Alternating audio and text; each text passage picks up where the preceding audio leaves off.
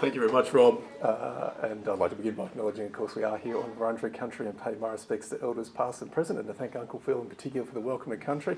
I'll keep my remarks relatively brief because thank you, Emily and Angela, who are currently looking after the little ones with, I think, Peppa Pig on Angela's iPad. So thank you for doing that. But look, I will get to some further acknowledgements, but I thought I'd just begin by, I suppose, just stating two very well-known problems in our area that many of you will be familiar with. And the first one, perhaps the lesser one, is that our wonderful Darebin Council has inherited a lot of buildings and facilities that aren't being fully used. And people, we've heard, of course, about this space, but also people know the library, of course, on Ralph Street, the former library, a lot of discussion about the boathouse. And we could go on, I think, no fault at all of the current mayor or administration, but there are a lot that have now been empty for a significant period of time.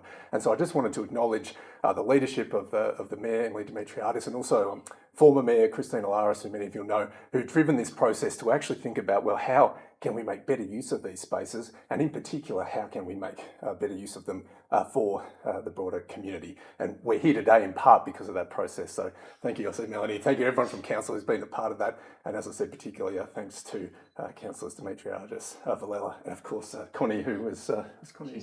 She's anyway, Councillor Boglis as well, of course, who've been part of, I think, that really important bit of work. And this particular space, of course, and Paul, of course, knows all about it, was, of course, a police station. As Paul knows, my brother was actually here briefly as a police officer 25 years ago now. And it was always, Paul will know much better than I, but it was a relatively small station, probably smaller than it needed to be. I think often only 3 or 4 officers here overnight. They always knew they needed a bigger space and then moved across, I think, in 2019 or 2020. But that is, as others have touched on, 6 or 7 years ago now. And so I know, Franca, you've had some real challenges with the fact that 6 or 7 year gap has happened, but it looks amazing compared to what I saw back then, and amazing compared to what I know it was like because it had been empty. Anyone who's seen a property empty for 6 or 7 years in Reservoir will know what sometimes it looks like, and you faced almost all the challenges you could. So well done on getting through that.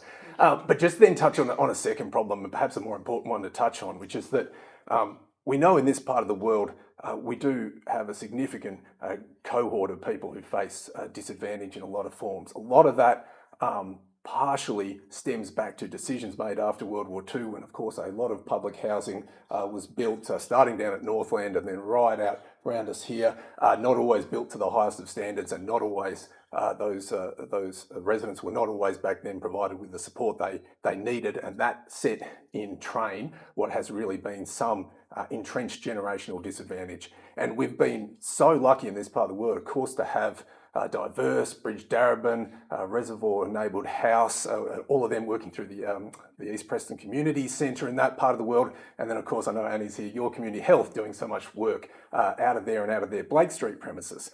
But as we all know, that sort of brings you round to about probably the end of that work traditionally been up to the end of Palm Avenue. And then over on this side of Reservoir, of course, there's also people in significant need with complex and additional challenges.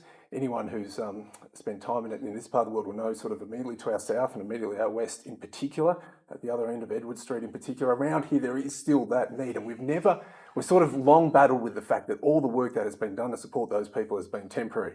As Louise will know, we did a lot of work with your community health on some outreach programs, which we're very grateful to them for running that.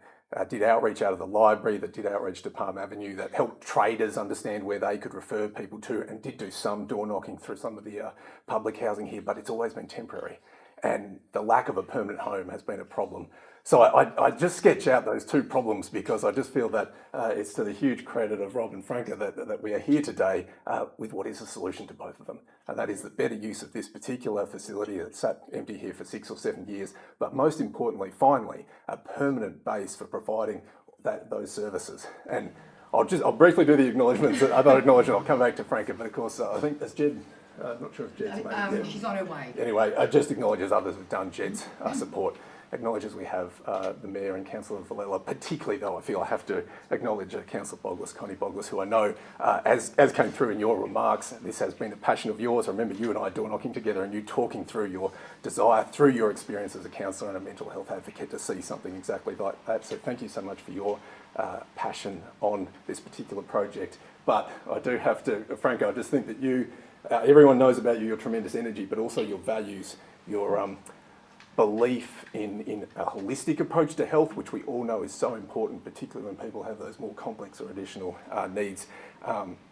Your belief in addressing inequality and inequity, which comes through in everything you do. But I think above all, your belief in make sure that it is culturally sensitive, culturally appropriate and self-determined in place of the work you've done, of course, with our First Nations community, many of whom are here today respecting your work. So I think in all of those respects, you are the perfect person to be leading this work. So thank you so much to your team and best of luck with this important project for our community. Thank you.